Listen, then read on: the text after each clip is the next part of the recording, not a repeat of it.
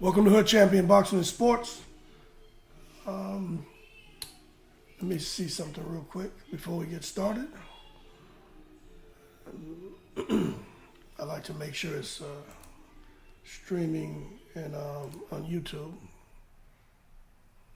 Okay, there we go. We're live now. All right, good. Let me pause this. All right, boom. Welcome to Hood Champion Boxing and Sports. In boxing, you find a way to win or you find a way to lose. Now let me tell you, it's been a while since I've gone live. Very, very busy. The boys being out of school and just trying to stay active. As you can imagine, out here in Texas, it's extremely hot. When I tell you it's hot out here, it's ridiculously hot. 105 degrees, heat index 116. So it's nothing to play around with out here. But that being said, talking about things heating up, well, we got to be real about what we're talking about with our favorite fighters and how our favorite fighters are at the end of their careers. Doesn't mean that they don't have 2, 3, 4 more fights left in them, but what I'm saying is for them competing at the elite level, I think these guys from the younger generation are going to come on now and come on strong and start to knock these guys off one by one, unless they just choose to retire while they're on top of the game, kind of like Andre Ward, for example.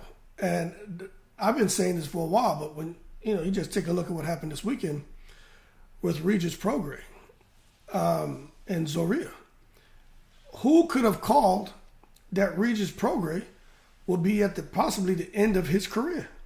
You know what I'm saying? I mean, who would have called that a guy like Zorrilla, who no one knew about, right? But obviously he made a name for himself, would have knocked Regis Prograis down. So for those of you out here who still believe that Regis Prograis can go on and beat Devin Haney, that Regis Prograis can beat Teofimo Lopez, that Regis Prograis can beat Tank Davis, I'm telling you right now, Regis Prograis may have a few more fights left in him, but this younger generation is coming on strong. You got to look at what Tank Davis is doing at 135. At 140, who would you favor in that fight? Devin Haney against Regis Prograis. Who would you favor in that fight? Okay? Even a rematch between Regis Prograis and Zorrilla. Who would you favor? Now, I'm going to tell you, that fight, in my opinion, should have been a draw. But there are a lot of people who felt like Zorrilla deserved to get the win. I personally think it should have been a draw because there were rounds where neither one of them threw any punches. That was one of the most horrible, offensive fights that I've ever seen. So that being said, going forward, guys are making their names off of losses. And we've seen it happen before. A guy competes so well that he gets another opportunity. So when you look at what's going on now at 140-pound division, you got a guy out there that some people still don't know who he is, called Subriel Matias. When we were looking at this initially, and I'm going to pull it up while we're talking about it, right? When we were initially talking about the 140-pound division, let me come down a little bit, right here. We were talking about Teofimo Lopez and him possibly not being a key player, but obviously he proved after beating Josh Taylor that Teofimo Lopez still has something left in the tank. We were talking about Josh Taylor being a key player, probably the best one in the whole division. He got beat by Teofimo. That's not the case anymore. Then we were looking at Regis Prograis, who's the WBC champion, and saying that, hey, if Josh Taylor isn't the man, Regis Prograis is. But after him having that, I'd say, subpar performance against Zorrilla, you can't say Regis Prograis is the man anymore. Then you were looking at Subriel Matias. We have to see him get back in the ring, but as of right now, I'd have to say Subriel Matias may be the go-to guy at 140 pounds, and he may be the guy who can actually go out here and become undisputed. But I think with the proper matchmaking, any of these guys can do it. I just don't think Regis Prograis is in that position anymore. Josh Taylor is gone. He's now up at 147 pounds. Who knows what's going on with Gary Antoine Russell? Let me pull this up. I'm talking and not even showing y'all. I'm gonna pull this up while we're talking here. I apologize. I should have. Here we go. I'm sitting here talking like you guys can see it with me. So this is what we got right here. Let me pull this down a little bit. Okay. Hold on a second. So when you look at So when you look at what we got right here, at 140 pounds, hey, these younger guys are taking over.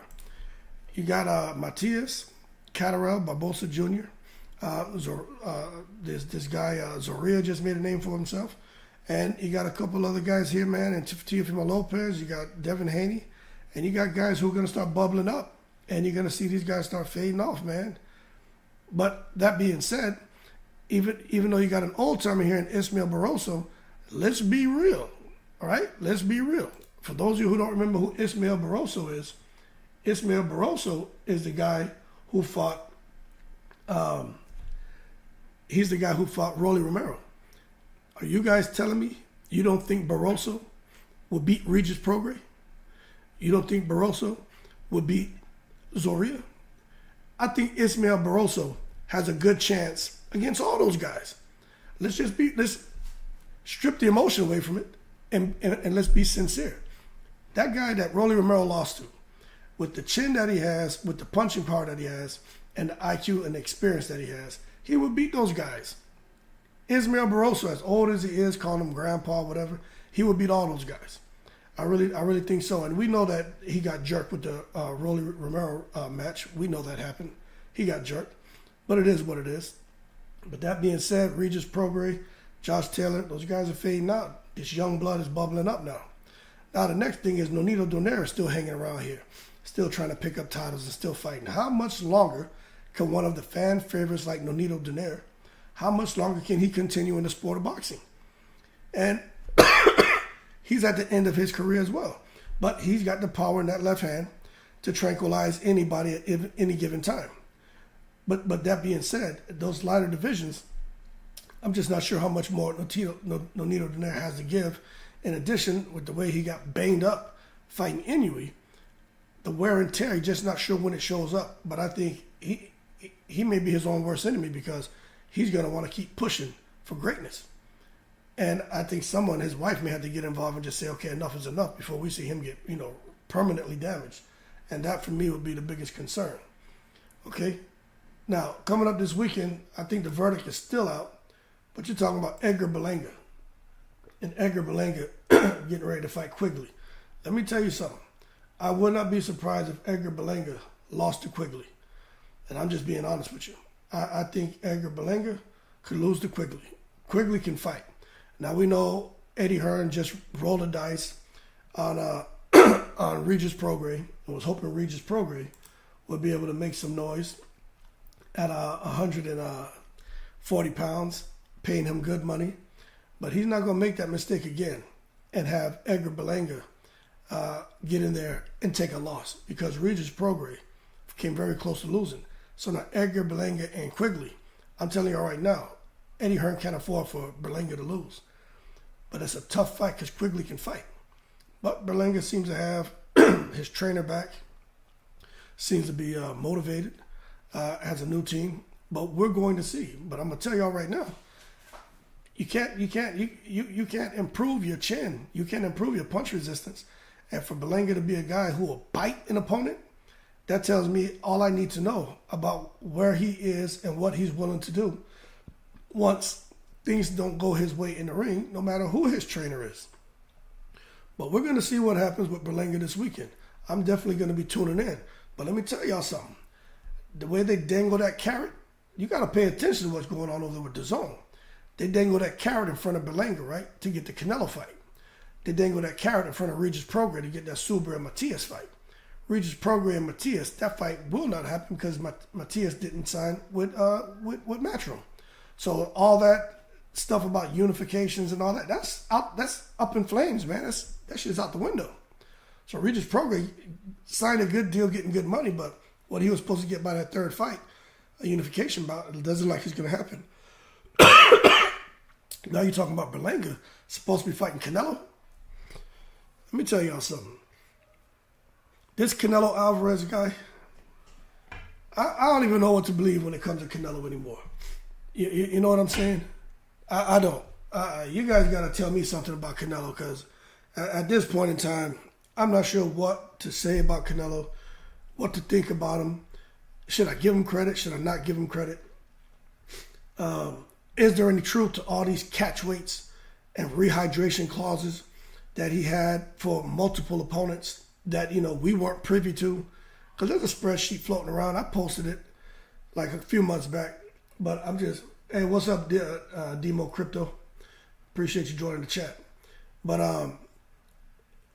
I saw the information that was put out there to the world about Canelo with all these catch weights and rehydration clauses.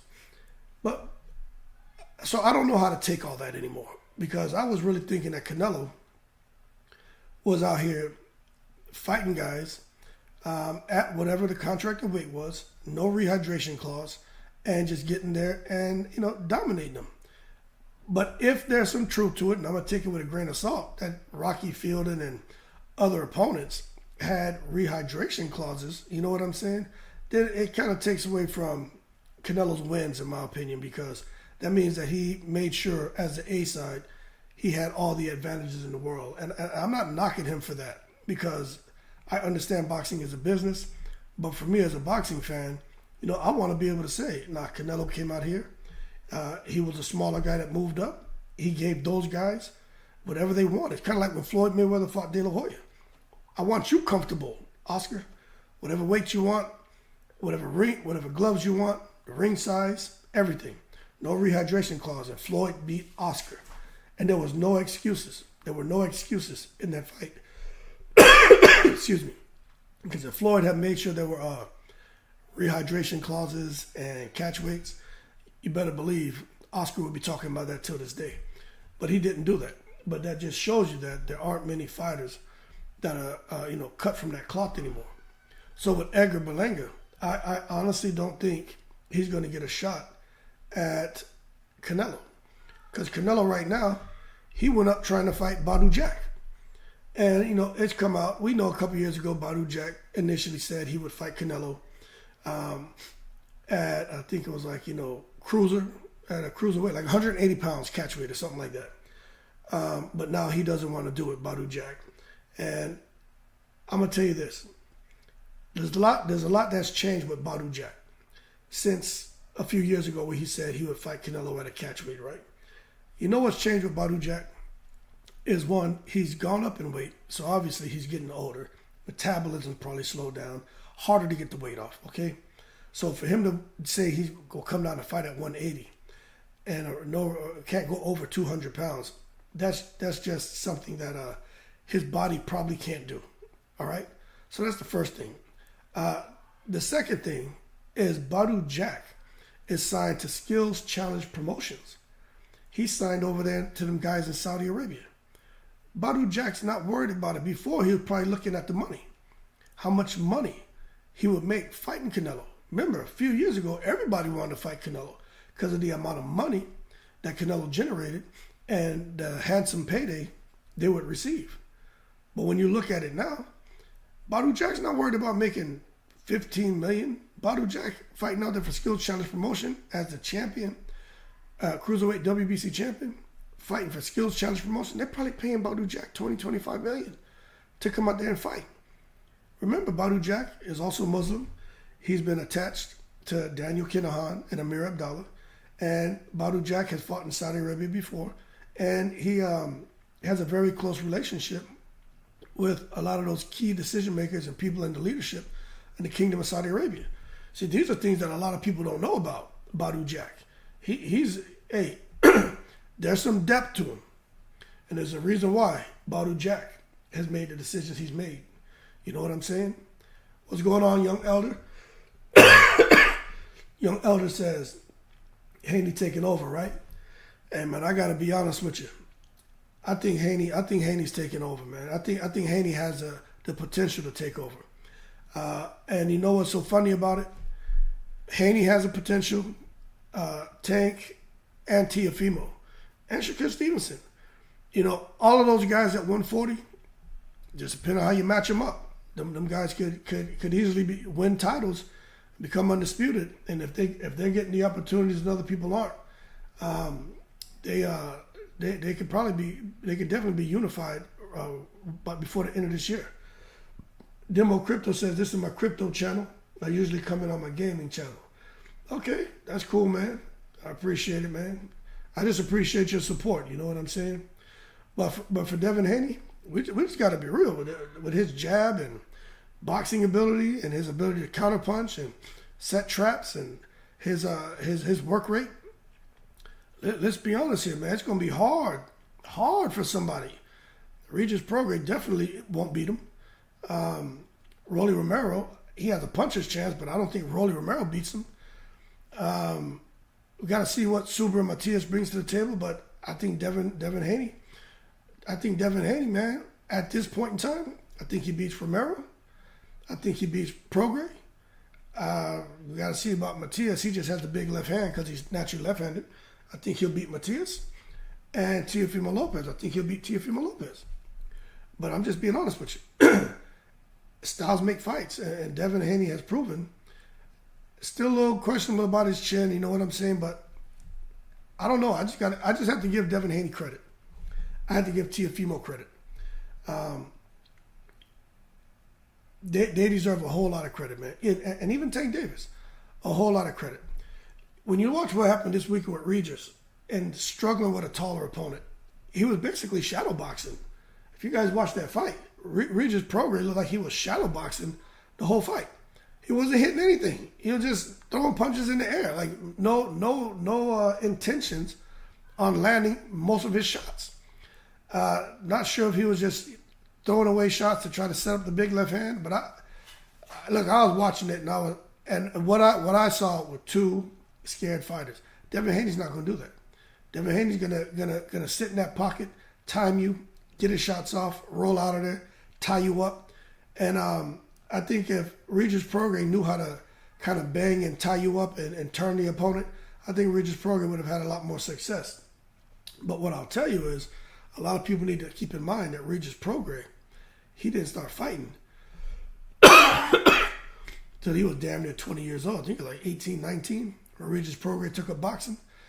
So to see what he's been able to accomplish in such a short period of time, he deserves to be commended. But at the end of the day, guys like Devin Haney, Teofimo Lopez, Shakir Stevenson, these guys have been boxing since they've been, single digits, man, 6, 7, 8 years old, and non-stop. There's a reason why they have that depth. They can change levels while in the ring. They can make adjustments in the ring. A lot of us thought Teofimo Lopez was on the downslide. Most of us have given up on Teofimo Lopez.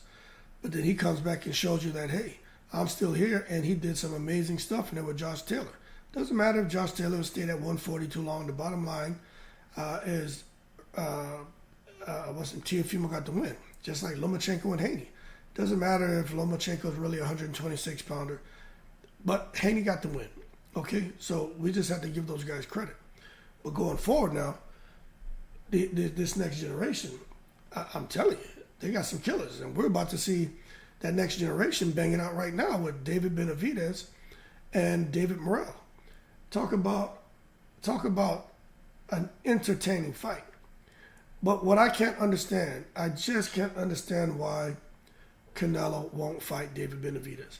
I have no idea. I can't explain it. I can't make sense of it. What is stopping Canelo from fighting David Benavidez? What is the problem? And in addition to that, why hasn't Benavidez been deemed the mandatory? See, this is that politics stuff. This is that secret society stuff coming into play here. Right? David Benavidez should have been fought Canelo. Young Elder says Teofimo retiring because a new face of boxing, Haney, has come into his class. I listen to Teofimo. When these guys talk, I try to listen to him. Impressive performance by Teofimo. Yeah, it was impressive. But I'm gonna tell you something, right? I'm gonna pull from some of my own experience. Like when I retired, I had opportunities. Even to this day, I have a lot of opportunities to go back and put on a suit and tie. You know what I'm saying? Cut the hair, cut it all down, get all pretty boy, and go back and work, making really good money. in addition to being retired and disability, real good money, man. But sometimes it's just something inside you. It's like you just don't want to do that shit. You know what I mean? And for me, it's like it's got to be something earth-shattering to get me to go back and deal with that rat race and to take time, I would say, away from my sons. You know what I mean? But for Teofimo, when I listened to him, and plus I had other things that were bothering me, some stressors and shit that I had to deal with. But I think with Teofimo, he has some stuff in his personal life, kind of like what I had initially, and some stressors, and I think he just wants to get away from it all for a while. We know he feels that he should be making more than $1 million for a championship fight. And I'm going to tell you right now, I don't disagree with him, but at the end of the day, there's got to be a demand for you. Also, he should know, just like everyone else who's in professional boxing, that there have been horror stories about Bob Arum not wanting to pay his fighters what they deserve. And there have been horror stories about guys like Don King not paying fighters. Forget about what they're worth, just not paying them. So when you're hanging out over there with a Bob Arum in a top rank, but then you're saying horrible things about them. Remember, man, Teofimo and his dad, they took it to the stupid when Teofimo beat Lomachenko. Remember, Triller came in, and Triller won the purse bid, and they start bad-talking Bob Arum, bad-talking Top Rank. Very disrespectful. And then they had to tuck the tail between their legs and come crawling back over the Top Rank. So when you look at it now, they even complain about Top Rank. Remember talking about the black fighters, and they can have the black fighters. You can't. I'm not saying Bob Arum and Top Rank's being spiteful to Teofimo, but I don't think they care what that guy does. They still got him on contract for 3 years, but he's just stepped on his own toes, man. He put his own foot in his mouth.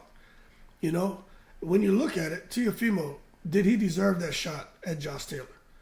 Right? And I'm gonna tell you, in my opinion, Teofimo Lopez, he didn't earn that shot. But it is what it is. Some people say, well, Teofimo is part of that new generation. He's young blood. Josh Taylor's the old dog at the end of his career. And Bob Arum just basically wanted to brush Josh Taylor off, threw Teofimo in there with him, and Teofimo did the job. I personally think Teofimo was thrown in there and given a huge opportunity that he didn't deserve. And he ended up getting the win. I think Bob Arum, this is just my opinion, maybe Bob Arum and Top Rank regret putting him in that position. Because I think when they initially put him in that position, they didn't, he wasn't talking so negatively about him. He wasn't talking about different fighters and how he brought Bud Light to them and he's made them $100 million. I am quite sure if Teofimo Lopez would have been speaking like that before they made that Josh Taylor fight, I am sure they would not have made Teofimo against Josh Taylor. And for him to come down and say he's retired, I don't buy it. But what I will say is, good riddance. I'm going to be honest with you. Teofimo Lopez, he's got this thing in his head. Teo didn't deserve it. How? He win, didn't he? Wow. Boxing with Frank. No, he didn't deserve that damn match. I don't think he deserved that match with Josh Taylor. He didn't earn that, man. Come on. That's my opinion. I don't think he earned that when he fought. Campo, and he fought Sando Martin? Man, come on. He didn't. His performances, in my opinion, they weren't the kind of performances that I would expect for Top Rank to take and put him in his third fight in a direct fight with Josh Taylor, who was seen as really the pound for pound best at 140 pounds because he was undisputed. So no, I don't think he deserved that opportunity at all. I don't think he earned it. But he won, so it is what it is. But some people don't want to give him credit. I'm giving him credit for his win. I just don't think he earned a shot. But at the end of the day, let's be real. Some people are of the opinion that Josh Taylor was weight drained and old. I don't quite see it that way. I think Teofimo performed. Teofimo deserves credit for the win, but as far as the opportunity, I don't think he earned it. That's just my opinion. Boxing with Frank, he won. You sound like a big hater. Well, Frank Bay, I've never seen you join the chat. I've never been to your channel, but I will check out your channel. But it's okay, man. We have conversations here, so you're gonna have an opinion just like me. I would never call you a hater about anybody because you have an opinion. We just don't see things the same way. I tell you what, if somebody wasn't performing to their potential on the job, you're competing with somebody else, right? And you're, coming in there and your performance is stellar, being to work on time and everything they ask, you're going above and beyond. You're taking care of your people. And you got this guy next to you who you're competing with. His work is subpar. He gets it done, but it's subpar. He comes to work late sometimes. He leaves, at 4 o'clock instead of staying late sometimes. Now, and he gets an opportunity for a promotion. So now you come and tell me that you'd be happy about that? You tell me that he earned that promotion? Okay? When you're the one out here, when it comes to performance time, you're the one that's showing up and showing out. So don't come in here calling me a hater because I'm not okay with somebody with a subpar performance getting promoted over me or getting certain accolades and rewards over me. So maybe you're that kind of guy. I'm not. He says, Teal already did more at 135 than anyone up until now.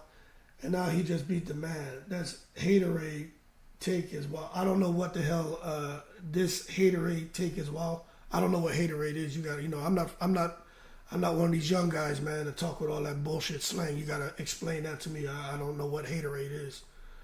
Boxing with Frank Bay, it's an opinion, so it sounds like someone being a hater trying to discredit what Teal just accomplished. Sad bro.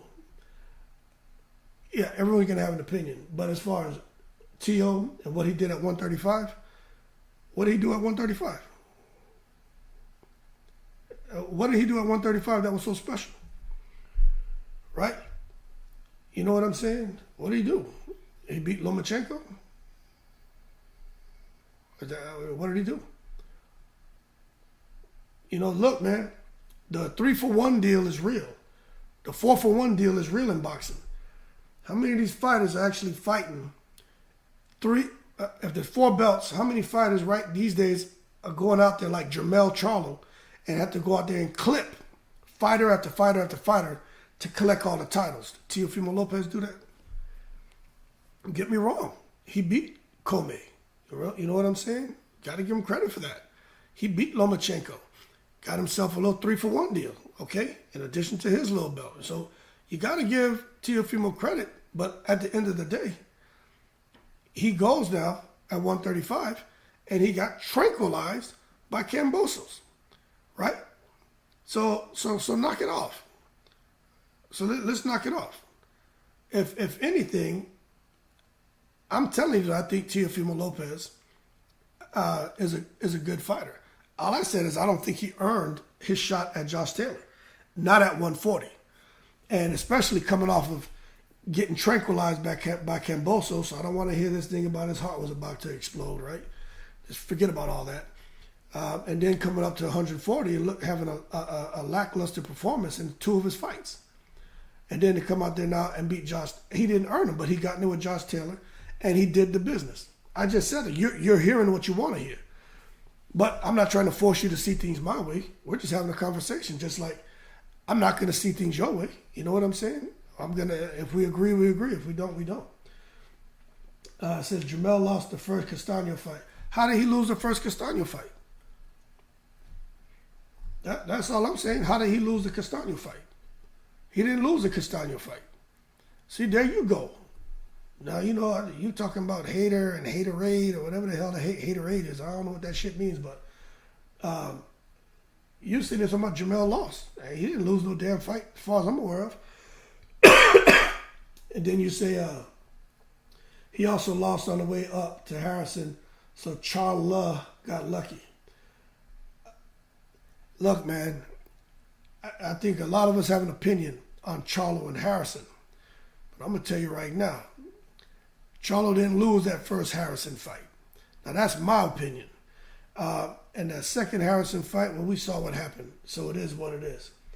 It says, Teal lost like your hero Charlo did, and they both bounced back. Yet you hate one. Frank Bay, I don't know how old you are, but you really sound like you like to act your shoe size, because now you're putting words in my mouth. You know what I'm saying?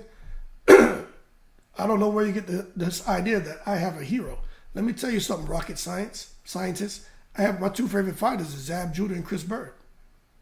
You just in here, man, it's like a bag fart, just stinking up the chat. You're not saying anything. Say something.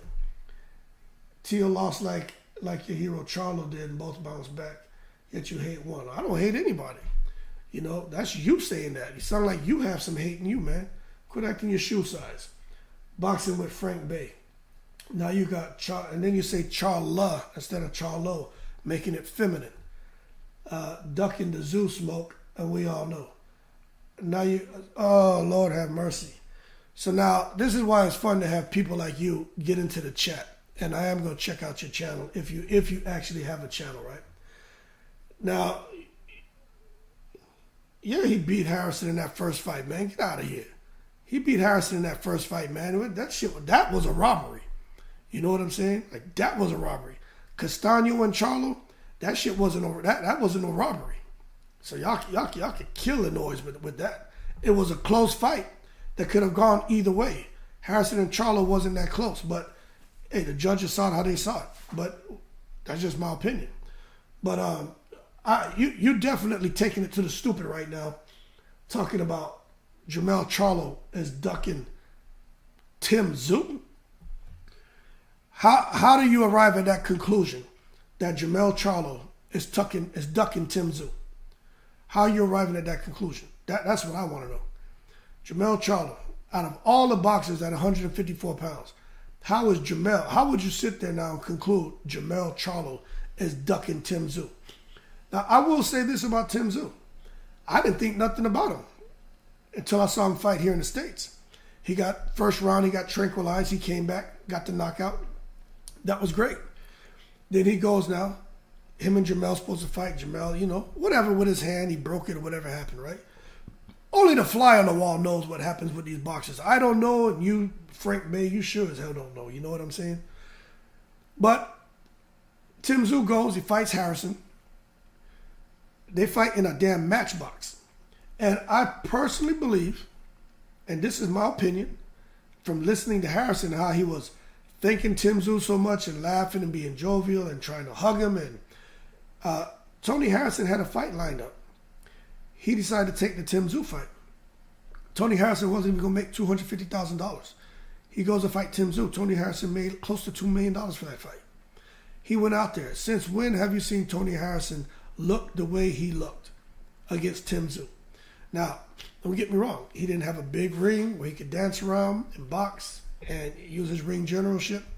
But at the end of the day, that was a retirement kind of fight for him. He got himself close to a couple million, and he played his role in that fight. And Tony Harrison's done. He wants to be a trainer. He's a full-time trainer now.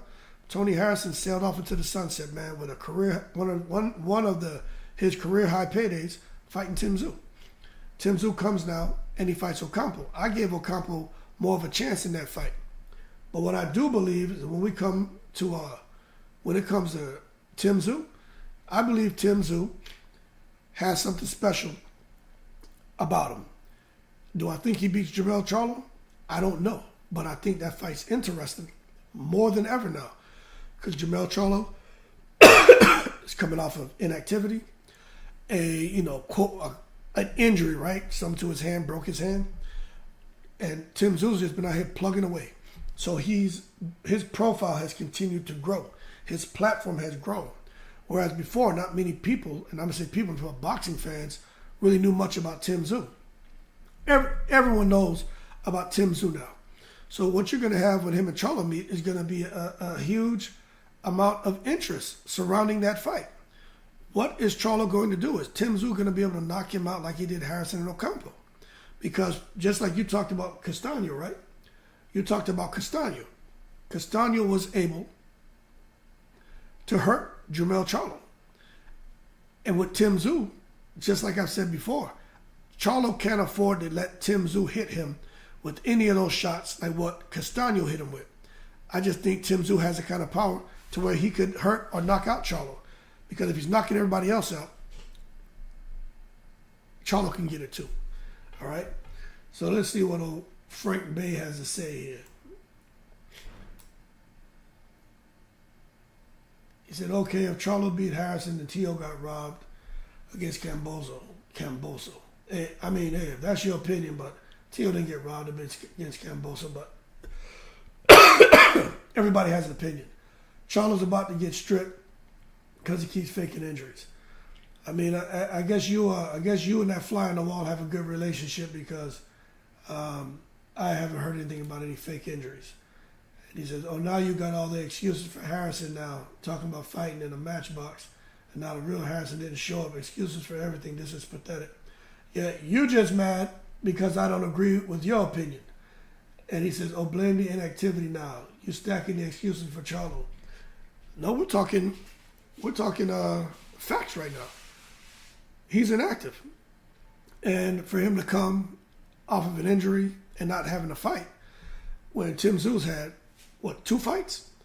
Being active, those aren't excuses. That's a serious concern for him to come in there with a guy and forget the activity of Tim Tszyu.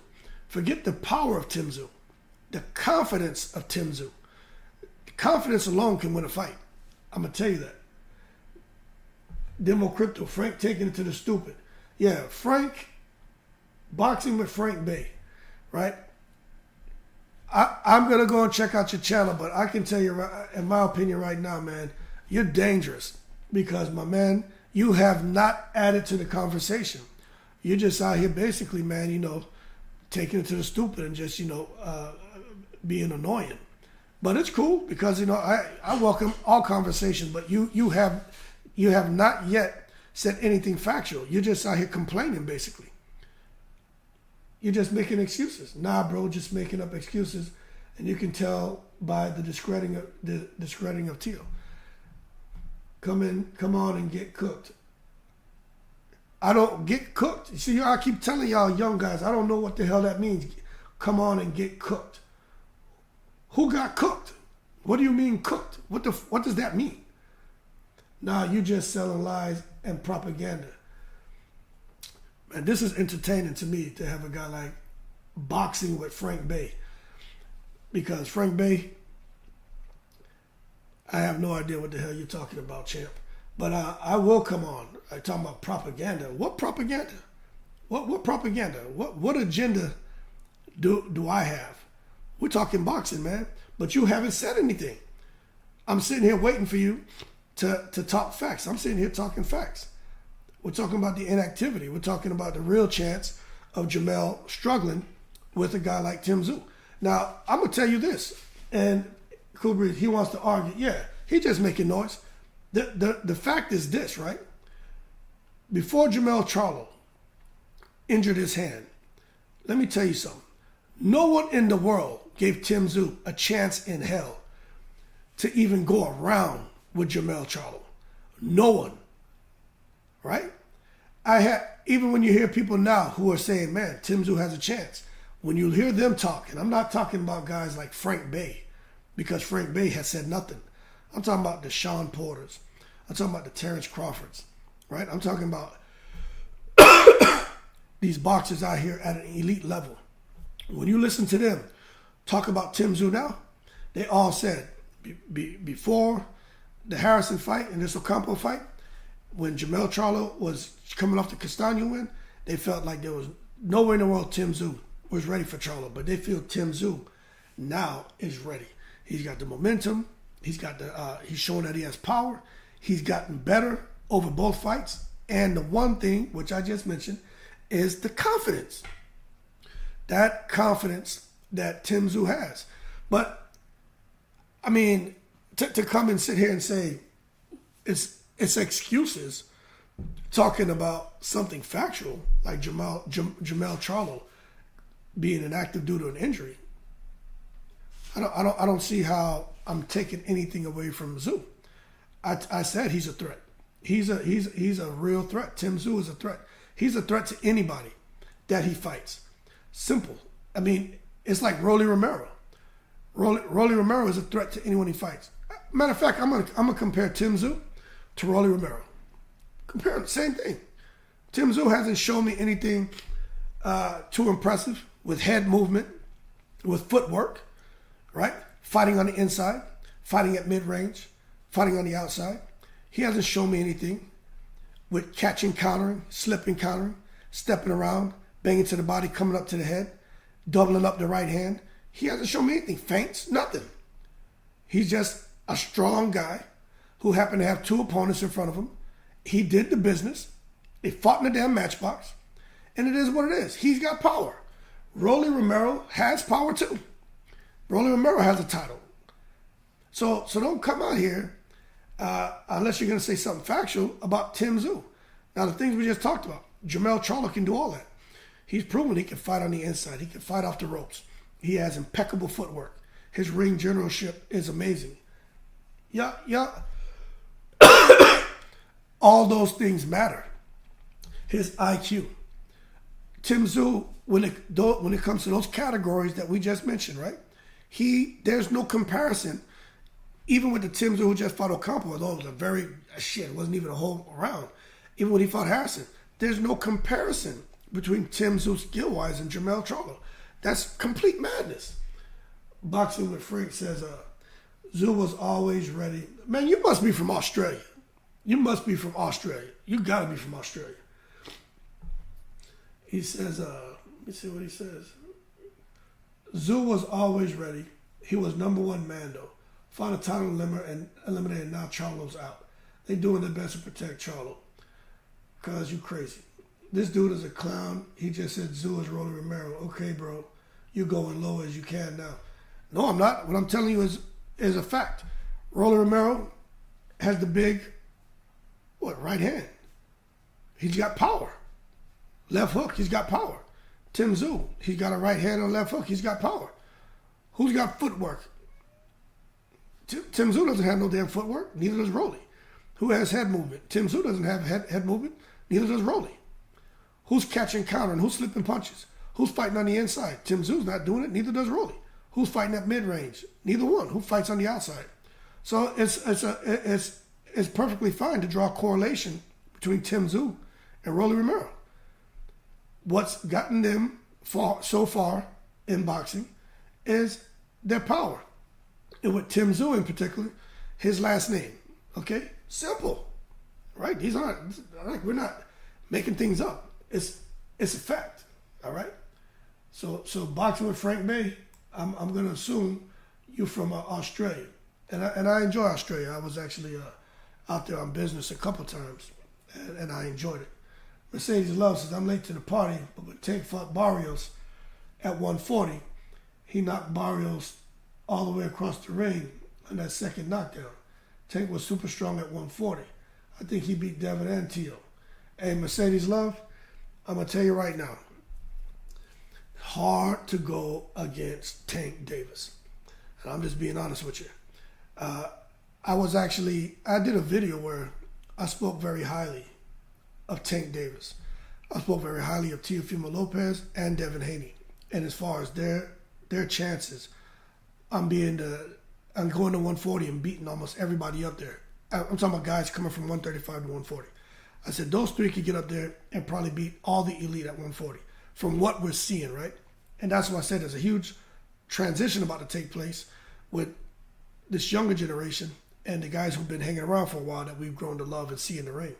But what I was talking about with Tank Davis, when I watched Regis Prograis struggle with the height of Zorilla and struggle on closing the distance and being able to get in and get his shots off, it made me appreciate what Tank Davis does so much more.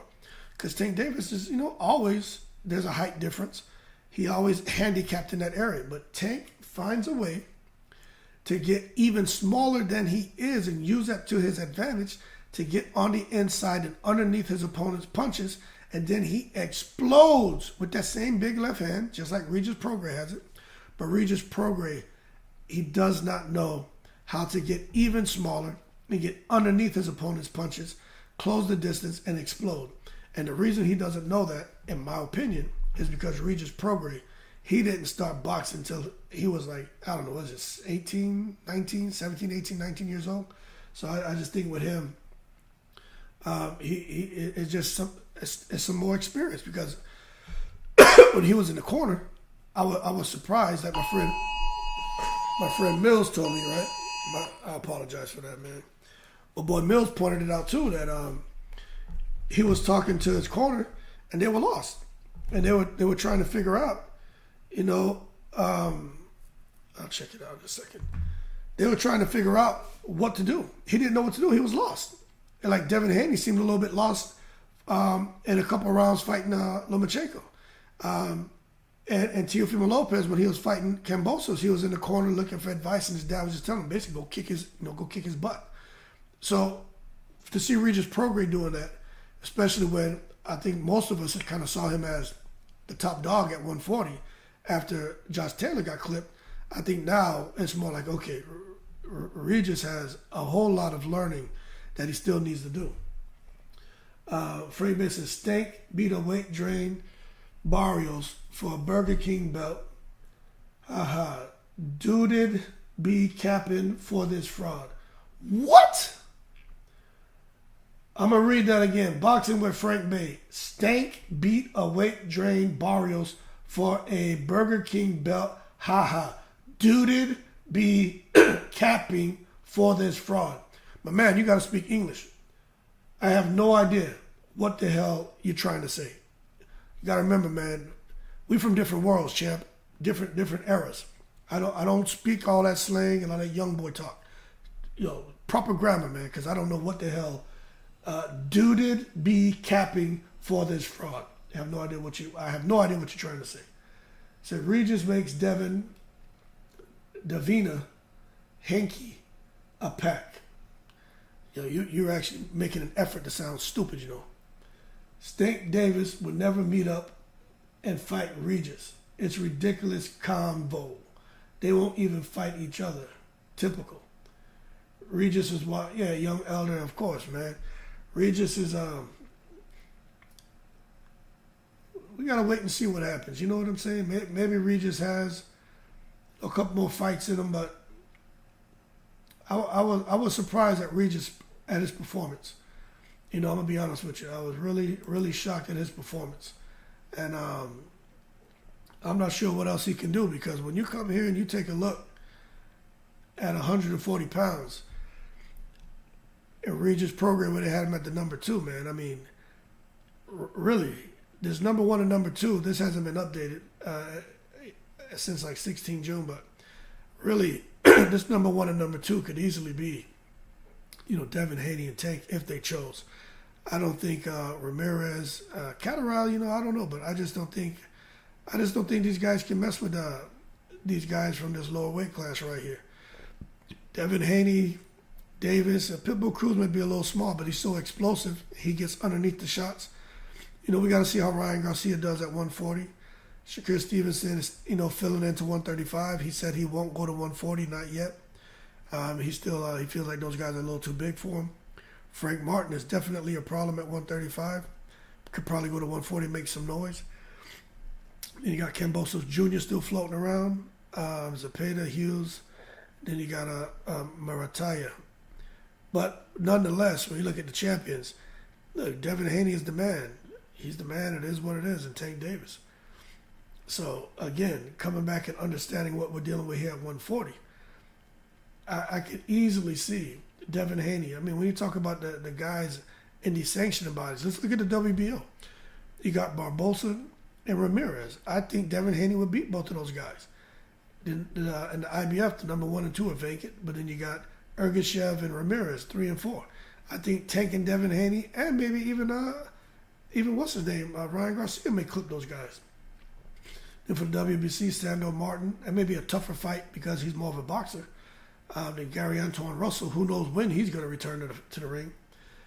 Russell may be a more difficult fight for all those guys. But again, I'm not seeing anyone here who I think, even in the WBA, who's going to give any true problems to those guys, the Frank Martins, the Tank Davis, the Ryan Garcias, who are going to be bubbling up. I just don't see them giving them any real issues, any real problems.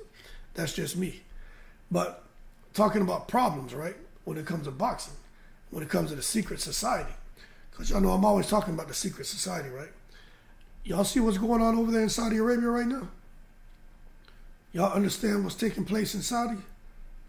Let me tell you, man. You know, Teofimo Lopez calls himself the takeover. Well, let me tell you what's taking over is the Skills Challenge Promotions.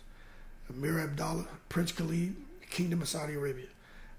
Some people say that Kinahan has something to do with all that. I'm going to tell you there's no proof of it, but there definitely was a relationship between Amir Abdallah and Kinahan, and Badu Jack and Kinahan, and a lot of other people. But I'm talking about for what's going on in Saudi Arabia right now. There's a lot of concern about boxers being involved with Skills Challenge Promotion. But at this point in time, I don't see the reason why there'd be so much concern. But Deontay Wilder, he just signed the Skills Challenge Promotion. He's still working with Al Heyman, but he's a free agent. So now he's working over there with Skills Challenge Promotion. So maybe he had to sign some kind of deal or arrangement for a one-fight deal or something so he could fight Anthony Joshua in Saudi Arabia. I don't know. But Devin Haney is looking to sign with him. Usyk just signed with him. And with the kind of money that they're putting up, I would not be surprised at all if you get more of these well-known fighters to go to Saudi Arabia and sign with them. Because the kind of money that they're going to be paying these fighters is probably, I would say, like maybe 5, 6, 7 times what they'll make in one fight over here. It could be 10 times as much for one fight over there than what they would make here. So I'm going to be watching that over the next year. But what I will tell you is when it comes to small ball sports like golf and tennis and the PGA and these other organizations, they're not okay with their athletes actually being involved with anything that's attached to Saudi Arabia. So we'll see how long it goes before the Saudi Arabian money isn't enough to attract boxers, because you get people from these different organizations who get involved to try to boycott it or stop it. Because, you know, just with all the different issues going on in the country and just the rights of people, you know, there's some people still feel there shouldn't be any involvement between with the Saudis, period. They just don't want any involvement. But that being said, more to come on that. But Tyson Fury and Usyk, they're still trying to sort that out. But what's his name? Derek Chisora and Anthony Joshua is something that seems to be brewing right now as well. So you may see Derek Chisora and Anthony Joshua get it on if Dillian White doesn't want to put pen to paper. So Derek Chisora just came out today and basically said, look, Derek Chisora said that he wants to take the Anthony Joshua fight and he's ready to sign. And we know Derek Chisora is just trying to get paid, so it is what it is. But that being said, man, y'all keep cool. I've been out here about an hour. I'm going to go ahead and jump off. Shout out to the veterans, all 7 continents. I always appreciate the support. Y'all keep cool.